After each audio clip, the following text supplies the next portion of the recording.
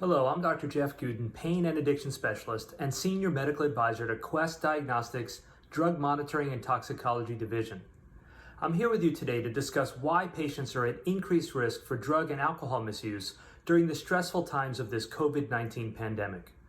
Although my focus today will be on patients who have not been infected by the virus, pain and substance use disorder patients may be at increased risk for poorer outcomes if infected by COVID-19.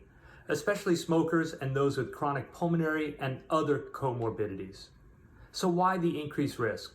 Well, many reasons, but uncertainty about the coronavirus, concerns about family members, friends, and disruptions of daily life are certainly leading to increased anxiety. This is an issue for us all, but probably amplified for those with pre-existing psychological issues. Exposure to a pandemic represents a real physical threat to life, and dealing with the potential loss of family, friends, or colleagues can be quite taxing. These stressful events increase the risk of both alcohol and drug misuse as a coping mechanism.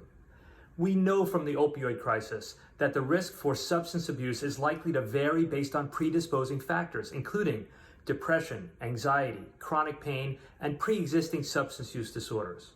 And we have historical data to support this. Psychological disorders and substance abuse increase in the aftermath in both man-made and natural disasters. After Hurricane Katrina, survivors were smoking cigarettes and consuming alcohol at a substantially higher rate, according to researchers at the University of South Carolina. Data showed hospitalizations for alcohol use rose 35% following Hurricane Katrina. The Centers for Disease Control and Prevention, or CDC, has a webpage with information on dealing with fear and anxiety and stress brought on by the coronavirus. By the way, a section of this CDC page is specifically geared towards those of us with children, as they could be particularly sensitive to stress. Now, CDC notes that stress during an infectious disease outbreak can include fear and worry about your own health and the health of your loved ones, changes in sleep or eating patterns, difficulty concentrating, worsening of chronic health problems, worsening of mental health conditions, and increased use of alcohol, tobacco, or other drugs. Here are some recommendations to help your patients cope with stress. First off, reinforce that analgesics, sedatives, and muscle relaxants are not stress or sleeping pills. Reiterate the importance of compliance with their pain medications, with use exactly as directed. Tell patients in no uncertain terms that they should avoid consuming any alcohol and that prescription or illicit drug misuse will not be medically tolerated during this crisis.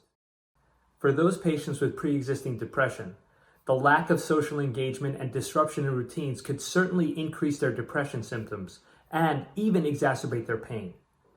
The director of NIDA, Nora Volkow, has said that social isolation does not just contribute to the epidemic of addiction, but it also increases the likelihood that people take drugs.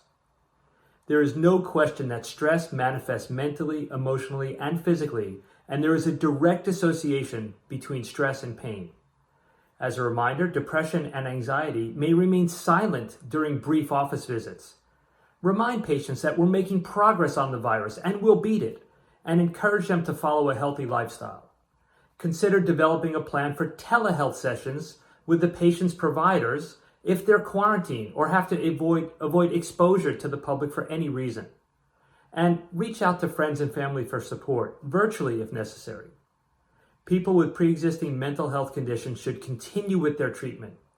These patients need to be aware of new or worsening symptoms and must have a telemedicine source of support and a game plan of who to call if they need rescue or intervention. It is no surprise that certain types of news coverage can increase the likelihood of suicide in vulnerable individuals. Remember, as clinicians, we have a responsibility to report patients at imminent risk for committing violence or attempting suicide. For patients with chronic pain requiring opioids, the American Society of Regional Anesthesia recommends not changing patient regimens during this crisis. Similar to mental health, clinicians can use telemedicine to closely monitor patient physical and mental status. Ensuring an adequate supply of medications is essential to avoid withdrawal. This may also be a time to prescribe naloxone and provide education for high-risk patients. For those patients with opioid use disorder, The AMA also recommends ensuring continued access to care and also recommended that medications to treat addiction like buprenorphine, methadone, and naltrexone, and medications to reverse opioid-related overdose like naloxone be designated as essential services to reduce barriers to access during these shelter-in-place orders. On April 7th, the journal Pain Medicine published Pain Management Best Practices from Multi-Specialty Organizations during the COVID-19 pandemic and public health crisis that notes that this crisis has strained healthcare systems, practitioners, hospital leaders, and regulatory officials.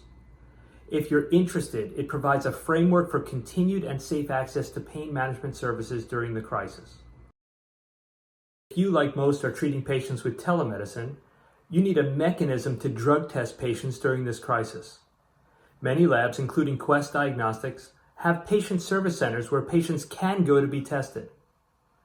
Other recommendations for patients include taking breaks from watching, reading, or listening to repeated news stories, especially on social media.